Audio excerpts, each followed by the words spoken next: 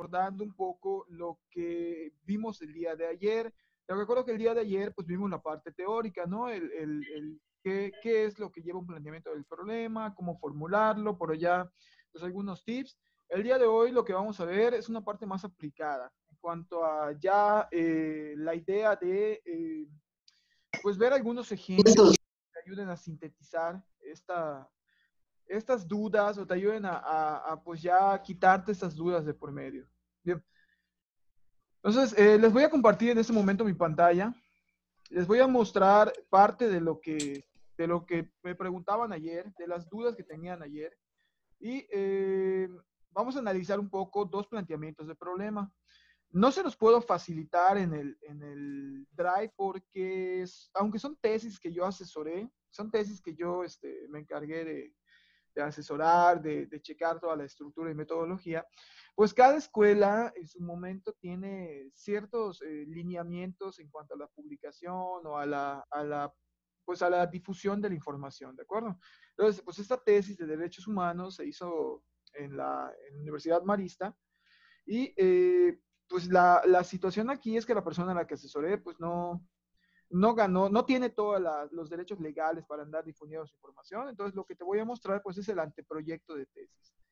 ¿Y por qué te voy a mostrar el anteproyecto de tesis? Porque quiero que analicemos, sobre todo, la zona del marco, perdón, del planteamiento del problema, para que se dé una idea de esta parte.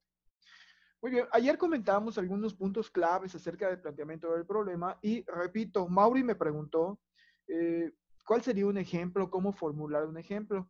Yo les había comentado que un planteamiento del problema pues no genera causas, no busca culpables, ¿de acuerdo? No culpa o culpabiliza a nadie. Únicamente se encarga de mencionar la situación a grosso modo, a gran escala, y a raíz de esa mención, pues la persona va comprendiendo, el lector se va sumergiendo cada vez más en el problema. Mira, te comento la situación para que entiendas cómo es este planteamiento del problema y cómo se relaciona directamente con el tema.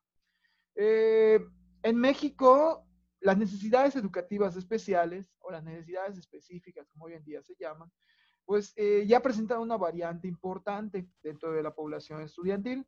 Hoy en día sabemos que los niños con una necesidad específica, con una VAPS, con una necesidad, con una discapacidad, pues cada día están más inmersos en el contexto educativo. A raíz de todo esto, el presente estudio pues trató de indagar acerca de uno en específico, que es el Asperger o el Asperger. No sé si alguno lo conoce o ha escuchado acerca de esta situación o este trastorno, que es una variante del espectro autista, ¿de acuerdo? Esta variante del espectro autista, pues, presenta cierta sintomatología y algunas reacciones fisiológicas, interactuales y sobre todo actitudinales y conductuales del niño. Entonces, ¿qué pasa? Que a veces los sistemas educativos, como el sistema educativo mexicano, entre otros, pues como no están preparados para trabajar con niños con Asperger, van truncando sus estudios. Es decir, de repente el niño llega a la primaria, termina la primaria, pero cuando quiere inscribirse en la secundaria y se le hace el diagnóstico en la secundaria, pues los mismos directivos te dicen que no. ¿Y por qué no? Porque pues no están preparados para trabajar con esta situación, ¿de acuerdo? Bien, entonces, resumiendo la situación, la persona que hace la tesis, con la que trabajo la tesis y a quien asesora en la tesis, pues tiene un niño con el Asperger, o tiene un niño que presenta Asperger, un hijito. Entonces, este chico estudió la primaria normal en una universidad, en una primaria particular, y posteriormente, cuando se quiere inscribir a la secundaria, pues se topa con un muro. Específicamente en la secundaria no dejaban que se inscribiera. ¿Por qué? Porque a pesar de que lo llevó a diferentes secundarias, tanto públicas como privadas, pues las mismas instituciones mencionaban que no estaban preparadas para trabajar con el niño, ¿no? O en su momento, a las que logró inscribirlo, pues al primero o segundo percance, pues le daban de baja y no continuaba el trabajo. Entonces, ¿a qué llevó toda esta situación? Llevó a que esta persona pues eligiera la inclusión de niños con Asperger específicamente a la cotidianidad o al contexto natural, al contexto de educación primaria, eh, básico en su momento, lo normal, o sea, que el niño asista a la escuela, que participe en las actividades, y quiso investigar acerca de las diferentes políticas que aunque dice que México debe de ser un país incluyente, que México debe de permitir la entrada de los niños en esta situación, no se cumple en tiempo y forma en las escuelas. Entonces, ella trabaja un planteamiento del problema basándose de la siguiente forma. Quizás no sea el más crítico o el más usual, útil para la parte educativa, porque van a haber algunos términos que te van a generar algún conflicto, porque se habla mucho de las leyes por allá. La maestría es una maestría en derechos humanos, entonces obviamente la fundamentación teórica se basa en la cuestión constitucional, en las leyes, reformulaciones a los artículos y sobre todo a lo que menciona en su momento el DOF, el Diario Oficial de la Federación. Entonces, ella empieza su planteamiento del problema de la siguiente forma. Empieza con un antecedente, fíjate, el 26 de febrero del 2013, el Ejecutivo Federal publicó en el Diario Oficial de la Federación el decreto por el que se reforman los artículos terceros en sus fracciones 3, 7 y 8 y 73 fracción 25, ¿no? Entonces, hace todo el pormenor, el detallado de las leyes. Fíjate que el segundo párrafo es un tanto más importante porque luego de hablar de lo general, date cuenta que también el planteamiento del problema lleva esa estructura. Voy hablando de la situación general, ¿de acuerdo? Va siendo más particular. ¿Por qué? Porque después de hablar de las leyes menciona, dichas modificaciones vienen a reincidir aún más en la constante búsqueda de la mejora en la calidad de la educación impartida en México. Para alcanzar este logro se proponen reformas que conlleven un cambio en los procesos de formación y en el alcance del derecho educativo a todos y cada uno de los habitantes del suelo mexicano, sin importar condición fisiológica o social. Date cuenta que no está dando culpables, no está mencionando, por culpa del gobierno mi hijo no estudia, ¿no? No está mencionando, es que las escuelas no están cumpliendo, no, únicamente está mencionando la zona donde se sustenta la situación, que son los artículos, y cómo debería de actuar la reformulación de los artículos. Después de leer un poco más, de mencionar por allá al CAM, menciona por allá al USAER y a todas esas instancias que en su momento son encargadas de generar esta inclusión, la parte final es quizás la que va a detonar el planteamiento del problema. ¿Por qué? Porque ya después de que explicó las leyes, explicó las reformulaciones, explicó hasta estadísticas, que yo les mencionaba ayer que un planteamiento del problema que lleva estadísticas se vuelve más creíble. Al mencionar estadísticas, al mencionar datos, inclusive al mencionar instituciones como el INEGI, pues haces que la información que tú nos presentas sea todavía más creíble, más factible, dirían por allá.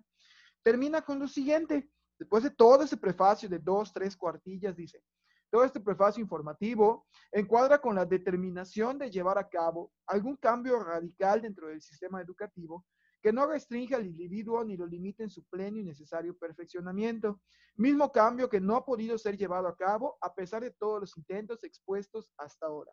En algún momento mencionó, ¿es culpa de? No.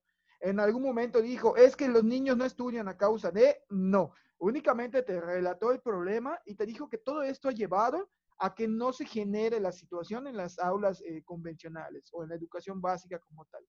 Pero nunca menciona culpables, nunca menciona causas por allá, únicamente da la situación, aclara la situación, relata la situación. ¿Sí quedó claro este ejemplo? ¿Hay alguna duda en cuanto a este ejemplo? Mauri, por allá ya más o menos vamos reforzando lo visto ayer. Sí, maestro, ya con eso sí me dieron una clara idea de... Bien, Mauri, de todas maneras voy a tratar de irles facilitando algunas partes de la tesis, porque aunque tengo el documento final, pues como les comentaba, por esta cuestión de derechos de autor y todo eso, pues vamos a ir trabajando nada más pedazos, ¿de acuerdo? Nada más algunos flashazos por allá que les ayuden a ustedes, pues a ir entendiendo la situación. Ahora, ojo, una vez que tú haces tu planteamiento del problema, que tú generas toda esta retrospectiva de la situación, pues obviamente va a venir la parte de los objetivos, normalmente se trabajan después los objetivos, pero viene una parte importante que son las preguntas de investigación. Si tu planteamiento del problema está bien explicado, bien detallado, se comenta la situación de una forma muy puntual, las preguntas que van a ir surgiendo de investigación se van a dar solitas. Fíjate, y por lo regular las preguntas de investigación van a ir de lo más general a lo más particular. Fíjate que la primera pregunta que se hace de toda la explicación es, ¿qué políticas orientan el alcance de la calidad en México en la educación obligatoria? Si te acuerdas, la primera parte fueron la cuestión de los artículos y la reformulación de los artículos. Entonces, la primera pregunta que surge es qué políticas están orientando que estos artículos se cumplan o no se cumplan, ¿no? La segunda pregunta de investigación, que también sale del planteamiento del problema, menciona cuál es el estado actual de la calidad de la educación impartida a niños y niñas y adolescentes con necesidades educativas especiales en México. Fíjate cómo haces todo este juego, ¿no? Entre lo que ya expliqué y quizás cada 2 o 3 párrafos de lo que ya expliqué genera una pregunta. Inclusive de un mismo párrafo de planteamiento del problema pueden salir hasta 2 preguntas, siempre y cuando pues estén planteadas en tiempo y forma. Y ojo, no te desvíes de tu tema. Sucedería, ¿no? Que alguien diría, maestro, ¿por qué no hay una pregunta de investigación que menciona qué es el Asperger? Porque no tiene caso. Las preguntas de investigación no son igual en la investigación documental a la investigación educativa. En la investigación educativa, las preguntas de investigación deben de girar en pro a las variables del estudio. Mientras que en la investigación documental, pues es una definición de términos, es un diccionario gigante. No tiene caso preguntar qué es el Asperger porque no es mi tema. Si mi tema fuera el Asperger, entonces sería una monografía, sería investigación documental, no sería investigación aplicada. Aquí lo que me interesa es ir relacionando las variables de manera que las preguntas de investigación surjan directamente de la situación que presento. ¿Sí está claro hasta aquí? ¿Hay alguna duda en cuanto a esta ejemplificación? Muy bien, te voy a presentar otro ejemplo, que es otra tesis que asesoré, en este caso versión licenciatura, pero de la República de México, de hecho, por allá una de mis asesoradas de tesis, que estuve trabajando con ella bastante, generó una tesis que también se me hizo muy importante, muy interesante en sentido práctico, ¿no? Y te voy a facilitar un poco del planteamiento del problema para que analicemos. Pues ella hizo una tesis que se llama La relación de padres, hijos y escuela preescolar para la mejora del rendimiento académico. Lo interesante aquí es que no se basó únicamente en la parte motivacional, ¿no? Ni en las expectativas que el padre de familia muchas veces tiene, sino que se basó en la cohesión que está fundamentada por diferentes esquemas educativos. Tú sabes que la SEP no solamente le echa la culpa de la educación a los maestros, por allá se ha estado culpabilizando mucho a los padres de familia, ¿no?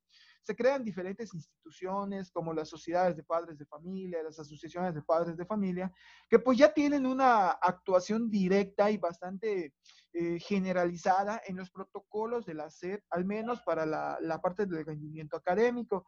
Hoy en día se forma una triangulación interesante entre el papel de los padres, el papel de los maestros y el papel de los alumnos. Si esa triangulación se cumple desde la parte no solamente legal, sino desde la parte de las acciones, ¿no? Si los padres de familia cumplen con su parte, los maestros cumplimos con nuestra parte y los alumnos cumplen con su parte, pues la mejora del rendimiento académico se va a ir dando de forma gradual, porque pues nada se da de un momento a otro y sobre todo se va a ir dando de una forma muy, pues digamos, natural, ¿no? Por allá, porque el niño mejora en función a la motivación, a la atención y sobre todo a la supervisión que debe de ir llevando, ¿no? Durante todo el proceso de formación académico. Entonces, de repente por acá, también les voy a facilitar por allá algunos ejemplos de esta tesis. Ella también hace un planteamiento del problema, trabajamos un planteamiento del problema más desde la cuestión empírica. Cuando te hablo de la cuestión empírica, hago referencia a que a partir de lo que ya había vivido, a partir de la experiencia que ella tenía, que ya estaba elaborando en este momento, pues comenzó a generar una serie de prerrogativas que le dieron una forma de explicar la situación. Y el planteamiento del problema de ella comienza con la escuela es el entorno privilegiado donde las relaciones interpersonales son inevitables. Es un lugar de encuentro e interacción constante en el día a día entre familias, profesorados y criaturas, ¿no? Que en este caso criaturas pues, fueron los niños. La relación creada y establecida entre la escuela y la familia es de enorme importancia para la pequeña infancia y la influencia que esta relación puede ejercer en su desarrollo es más significativa y trascendental de lo que se suele creer. No está generando culpabilidad ni culpas. A nadie le está diciendo que es culpa que esa relación se cumpla o no se cumpla. Solamente está explicando el papel que tiene la escuela. ¿De acuerdo? Algo totalmente básico, algo que todos conocemos o que los que ya estamos trabajando profesionalmente en el área, pues ya entendemos que la escuela cumple un papel formativo, pero no solo formativo, pues también cumple por allá el papel social. El niño aprende a interactuar y también aprende en materia cognitiva. Y la interacción social, pues es un elemento base en la escuela. No podemos crear estudiantes oprimidos. Bien. Se concibe que la familia es el primer contexto de socialización donde niños y niñas participan y se desarrollan activamente. También se sabe que además en un determinado momento la familia decide que ya puede abrirse un nuevo contexto, la escuela, confiando la complementación de su educación a su profesorado. No está echando culpas, repito, solo está mencionando el trayecto que el niño va haciendo, ¿de acuerdo? En materia de socialización, entre la primera infancia, el papel de la escuela y la socialización que va a desarrollar al momento de complementarse todo lo que es su interactual o su estado de interacción con sus pares, que en este caso los va a encontrar a la escuela. Y pues sigue con toda esta serie de planteamiento. Y me voy a la parte final. En este caso, pues solo manejamos una pregunta de investigación porque era una tesis de una sola persona. Y aunque nos llevó cerca de 90 páginas, la tesis individual, pues no se trató de ahondar tanto en la introducción, se le hizo más énfasis a la metodología y a los resultados, que es donde más esperábamos un repunte de información. Fíjate que al final ella termina de la siguiente forma, ¿no? Dice, cuando los padres no muestran el interés porque sus hijos aprendan o hagan sus tareas, los niños en su mayoría de veces se dan cuenta e intentan hacer las cosas por sí solos. Sin embargo, no hay ocasiones en donde es necesario que el padre o madre intervenga. Es por eso que se hacen diversas actividades en la escuela para que existe y se fomente esa relación tanto padre como hijo y escuela preescolar. Padres porque son quienes van a ayudar a convivir a sus hijos, los niños que son el centro en donde se desenvuelve todo, y la escuela cuyo lugar y profesores van a ser guía en el aprendizaje. Leíste toda la introducción o al menos el planteamiento del problema. Si te diste cuenta, no hubo nada de culpabilidad, a nadie se culpabiliza, no se le ameritan causas, únicamente te menciona qué pasa cuando los padres pues no están al pendiente de los hijos, ¿no? Ese es un planteamiento del problema. Se desarrolla la situación, se menciona la situación, no se le está dando la culpa a nadie, no se están dando causas de la situación, únicamente se está mencionando qué sucede cuando el problema se genera de esta forma. ¿Hay alguna pregunta, chicos, en cuanto a este ejemplo? ¿Algo que les gustaría comentar de este ejemplo? Porque probablemente sean los únicos dos que vamos a ver. Ustedes pueden buscar por investigación propia algunos más que les ayuden a complementar, pero te quería mostrar estos dos porque los considero bastante buenos en cuanto a estructura y siento que se apegan mucho a lo que estábamos platicando ayer. ¿Se acuerdan? Que estábamos platicando por ahí algunas generalidades. ¿Hay alguna duda, chicos? ¿Algo que les gustaría comentar? Maestro, entonces, las preguntas para realizar el trabajo son de acuerdo a la cantidad de información que encontremos o a nuestro planteamiento. No necesariamente. Mira, tú podrías hacer lo siguiente. De tu planteamiento del problema, hice 2 cuartillas y solo generé 5 preguntas de investigación. Bien, estás cubriendo el mínimo, que son 5, y al mismo tiempo, si tú consideras que con esas 5 preguntas se cubre todo tu problema, pues no pasa nada.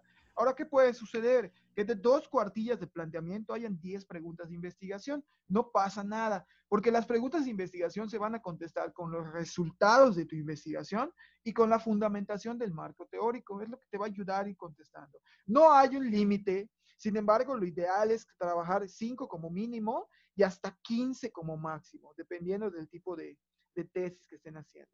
Por ejemplo, acá se trabajó solo una, pero porque fueron lineamientos de la escuela. La escuela, en ese caso, en el departamento de titulación, pues solamente pretendía trabajar una pregunta de investigación. En el caso de la otra maestría, la maestría de la marista, pues allá sí les dieron un mínimo de 10, ¿no?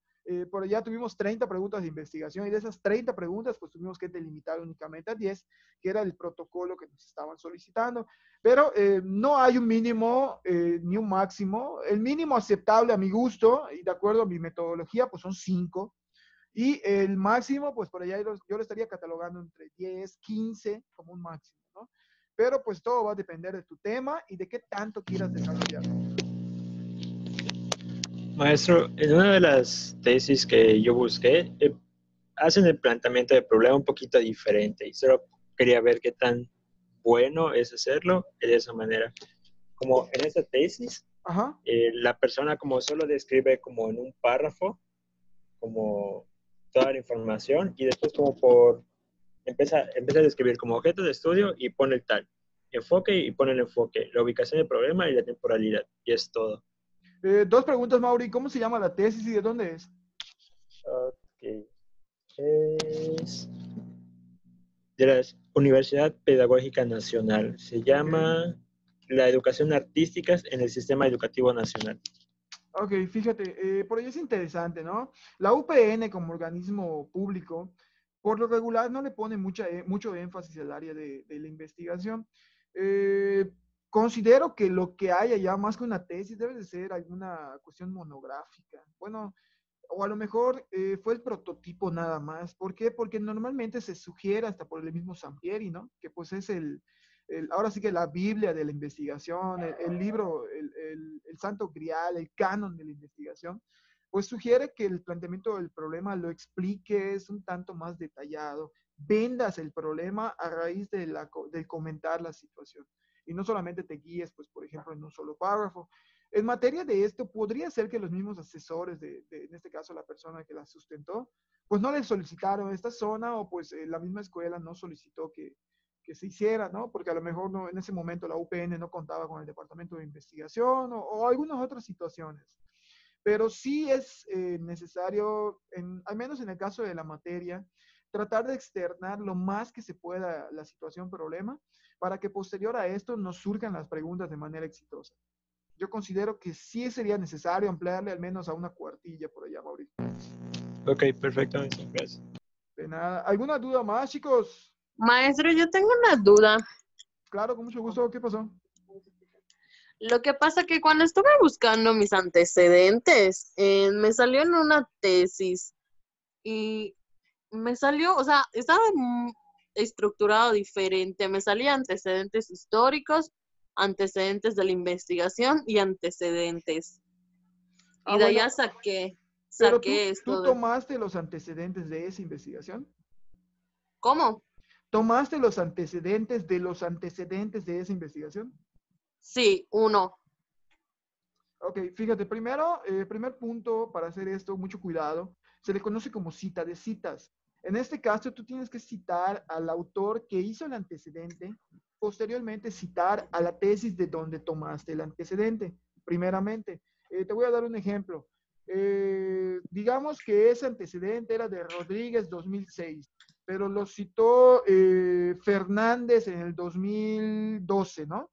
Entonces tú vas a citar Rodríguez 2006, citado en Fernández 2012, menciona que, primer punto. Segundo punto, es un tanto erróneo, y te lo comento, pero pues obviamente se puede tomar como base nada más que buscar el documento original. Es un poco erróneo tomar los antecedentes de otra tesis, porque estaríamos cayendo en plagio. Básicamente tomar la zona de antecedentes de otros antecedentes estaría haciendo que yo no tomara la chamba de estructurar mis propios antecedentes, ¿de acuerdo? ¿Qué puedes hacer en este caso? Visitar la fuente o la referencia madre, que es el artículo del investigador, que en este caso, por el ejemplo que les di, sería el de Rodríguez, ¿no? 2006, visitar el artículo base y de ahí a generar tu propio antecedente. Porque puede ser que lo que esta persona toma como antecedente no sea lo que a ti te sirva, sino que puede haber algo más de esta referencia primaria que a ti te dé más utilidad, ¿no? Recuerden que hay tres tipos de información: la información primaria, la información secundaria, fuentes primarias, fuentes secundarias y fuentes terciarias. Cuando estamos trabajando antecedentes, lo mejor es ir a fuentes primarias, a quien dijo primeramente la información, a la base. Maestro, estoy una duda. Claro. Lo que pasa es que cuando me salió lo de el antecedente,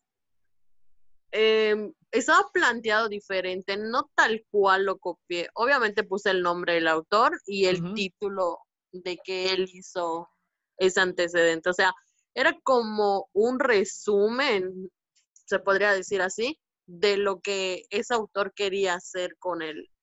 O sea, lo que quería llegar sobre el problema. ¿De dónde es la tesis? Y, bueno, procedencia, país o lugar.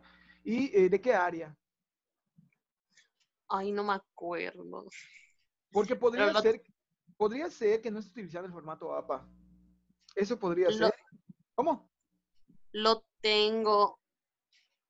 Si no estás utilizando el Dice, formato APA, puede ser que por no estar utilizando el formato APA lleve una estructura distinta, ¿no? Porque, por ejemplo, medicina, pues maneja otra estructura. El área de dice, derecho, dice Universidad de la República, Facultad de Psicología. ¿de qué país? No me suena mexicano eso. Ah, Universidad de la República. No dice en sí. Solo dice, no dice. Probablemente por Tutor. el país. ¿Sabes qué va a pasar? Que a veces cuando buscas tesis de otros países sudamericanos o latinoamericanos, o en este caso centroamericanos, los países manejan diferentes formatos o metodologías, ¿no? Por ejemplo, las tesis de Venezuela y las tesis de Colombia son otra brecha completamente. Está muy diferente la forma en cómo están planteadas. Sin embargo, la estructura base del antecedente, pues va más apegada a Sampieri, al menos en la investigación en México. Lo que podríamos hacer en este caso es tomar los datos que pues, te estaba solicitando y posteriormente revisar la fuente madre para ir complementando los demás párrafos requeridos. Ok, pero entonces sería que yo busque otra o la podría seguir La trabajando. puedes incluir, pero tienes que irte directamente a la fuente madre, que en este caso es al artículo que están citando en esta zona. Ah, ok. Ahí está. Duda Maestro, resuelta. yo igual tengo una duda, ¿Qué porque pasó? igual nosotros encontramos antecedentes, pero por ejemplo, no es en una tesis específicamente, es en páginas de internet, pero mencionan, por ejemplo, libros de autores y yo pues en ese caso busqué los libros de los autores y todo, aunque están en inglés y no todo lo pude traducir, pero se debería tomar mejor de esa referencia que menciona esa página de internet, porque no es una tesis en sí. Pues menciona el libro y solo menciona como una parte, o sea, realmente no especifica tan a fondo lo que dice el libro, ¿no? O sea, solo te especifica el nombre del libro y el autor, y yo lo que hice fue buscar el autor, pero no saqué de ese libro toda la información, me basé más de la página de internet que encontré. Es que, de hecho, en este caso, Fir, se toman como referencias base. ¿En qué sentido? Cada página de Internet, cuando publica algo, te facilita una referenciación, una guía de referencias, ¿no? De hecho, en los blogs, normalmente en la parte de abajo, pues ves de dónde están sacando la información. Cuando tú haces un proyecto de investigación, más que tomar lo que la página web da, porque ya es información secundaria, puesto que ya pasó un filtro, ¿de acuerdo? Que es la revisión de la misma página web, debes de irte a la página primaria o a la información primaria, la fuente primaria, que en este caso es el artículo base. Es necesario hacer esta recabación de datos. ¿Por qué? Porque en la página web te pueden dar la consecución del libro y todo, pero muchas veces toman nada más lo que a ellos les conviene. Puede ser que sí sea muy bueno el documento para tu tesis o para tu proyecto de investigación, pero al omitir y solamente basarme en lo que la página web me da, pues no tengo una gama mayor de información que quizás sería muy útil para fundamentar mi trabajo. Entonces, la recomendación aquí para todos los equipos es irse directamente a la fuente primaria. Ok, profe, gracias. De nada. Ay, ¿Alguna duda más, chicos, antes de continuar? yo, yo más de mis Claro. antecedentes los busqué todos de tesis, todos Ok. busqué de tesis, pero hay algunos que no son de México. ¿Habría algún problema o tienen que ser de aquí? Y de hecho lo primero que me fijaba cuando abría el documento Ajá. era el año, porque no me acuerdo que hizo usted lo del año. Claro. Y, ajá, pero pues el tema sí se relacionaba mucho porque luego me puse a leer cada una, o sea, no completa porque sí es bastante, pero lo más específico, la metodología, o sea, todas esas características, y de ahí tuve que sacar lo que usted pedía como antecedente. Entonces, De acuerdo, no pasa nada, Araceli, nada más que al momento de hacer la estructuración de antecedentes, pues primeramente vamos a mencionar, en el marco teórico te hablo, ¿no? Primeramente vamos a mencionar la situación de otros países, de otros lugares, y posteriormente vamos a ir estructurando los antecedentes de México. Al contrario, estás volviendo el estudio un tanto más amplio, porque al buscar otras perspectivas, otros antecedentes, otros trabajos de países diferentes, pues a la larga abres más, amplías más el horizonte de estudio. Entonces, para nada, al contrario, está bien que hagas esa búsqueda. Obviamente nos interesa bajar a México, que va a ser el reto de la investigación, que todo lo que sucede en el mundo realmente se vea reflejado en México, pero está bien que hagas ese complemento. Gracias, maestro. Y de hecho, cuando los abrí en la parte donde decía de como los instrumentos que utilizaron para la recolección de datos al hacer su prueba, vi que algunos sí estaban muy completos porque algunos hasta te muestran las imágenes de que sí implementaron de ese instrumento, te muestran las fotografías, las gráficas y te especifican todo muy bien. Entonces, lo vi muy, yo por mi parte lo vi muy completo y dije, creo que está bien. Me parece bien, Araceli. De hecho, te vas a topar por allá cuando busques algo cuantitativo con documentos que en la parte de resultados tienen miles de gráficas, ¿no? Un montón de gráficas. Pero es porque la comprobación se hizo bien, se analizó de una manera pertinente lo que son los resultados. O sea, realmente la metodología es lo que te va a ayudar muchísimo a la hora de buscar los antecedentes.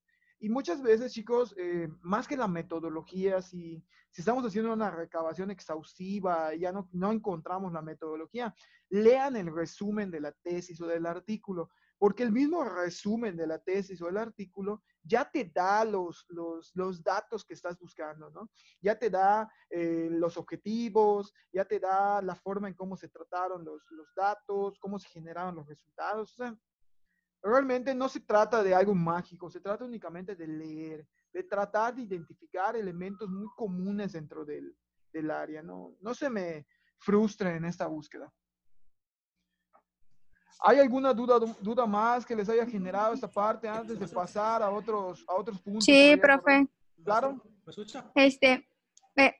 Soy del mismo equipo de Araceli y la duda que tenía es que nuestro tema es el autoaprendizaje, pero cuando, o sea, bueno, yo buscaba en ese concepto en la tesis, salía como autonomía, o sea, similares, pero ya leyendo y todo eso, o sea, entra en autoaprendizaje, pero quería preguntarle pues si hay algún problema que también mencione eso. Para nada, mira, de hecho, hay una zona en el marco teórico que se llama marco conceptual. ¿Qué es el marco conceptual? El marco conceptual, Roxana, es un glosario de todos los términos que tú estás utilizando. Si para ahondar en el autoaprendizaje, tú tendrías que hablar de la autonomía o del aprendizaje independiente, en esa zona vas a definir autoaprendizaje. Según la Real Academia Española, el autoaprendizaje es, y abajo, desde la perspectiva de este estudio, hemos definido el autoaprendizaje. Van las dos definiciones. La definición que te da el diccionario y la definición que ustedes le dan, en este caso, al término que están utilizando. En este caso, si vas a utilizar autonomía, defines con el diccionario qué es la autonomía en esta zona del marco conceptual y posteriormente vas a hablar de cómo ustedes tomaron autonomía o el término autonomía y lo hilaron directamente a su tema a partir de la similitud, en este caso, con el autoaprendizaje. Pero no pasa nada que hables de eso, al contrario. Yo, como les comentaba el otro día, pasa que muchas palabras o muchos temas de investigación reciben diferentes nombres de acuerdo con el país, ¿no? Entonces, hay mucha similitud, hay mucha complementariedad, y pues no sucede nada si en este caso lo vamos a mencionar. Nada más que se definiría en el marco conceptual. Ok, gracias, profe. De nada. Maestro. ¿Qué pasó, Exiquio? Sí te escucho. Maestro, cuando yo estuve buscando para lo de mi tema, vi otra tesis, pero allá me arrojaba, como estamos hablando de déficit de atención, ajá. Yo pude ver que algunos déficit de atención y hiperactividad, algo así. Ok. O sea, allá que, ¿cómo sería? Mira, porque al fin, la mayoría creí que no tenía. Lo que pasa es que, mira, aquí donde va a estar la definición. Mira, el déficit de atención por lo regular viene asociado con la hiperactividad, entonces se asume que todo niño que tiene déficit de atención, por ende, contrae también la hiperactividad, pero no siempre sucede así. Hay mucha investigación que menciona que el déficit de atención puede venir solito y la hiperactividad puede venir aparte, ¿no? O sea, no es necesario que venga complementando a... Mira, no pasa nada si tomas esos antecedentes para tu estudio para explicar Pero cuando ya se haga el instrumento, Exiquio, que van a aplicar ustedes a X población, cuando ya ustedes generen sus resultados, no se debe de mencionar la hiperactividad, únicamente se van a enfocar las preguntas o el instrumento a medir el déficit de atención, ¿de acuerdo? Lo puedes mencionar como antecedente porque pues en muchos casos las investigaciones mencionan déficit de atención e hiperactividad. Hacen esa mención, aunque reitero, no siempre va a la par o no siempre van iguales, siempre se va a mencionar esa zona, ¿no? Déficit de atención con hiperactividad. Ahora, lo puedes utilizar en la parte teórica, pero cuando ya vayan a aplicar ustedes el instrumento, cuando ya generen la búsqueda del instrumento y tengan un instrumento seleccionado, no deben de abordar más que el déficit de atención. Si el instrumento trae algunas preguntas que hagan referencia a la hiperactividad, las cortamos y únicamente tomamos aquellas que hacen referencia al déficit de atención. Y listo. Sí, porque hay algunos que sí le llega a ver que lo dividían. Sí, dividían por fase. Así es, así es. Es que hay la creencia errónea de que si tiene déficit de atención también trae hiperactividad, ¿no? Pero pues no siempre es así. Chicos, ya se nos acabó el tiempo. Por favor, reconéctense en un momentito y ya continuamos con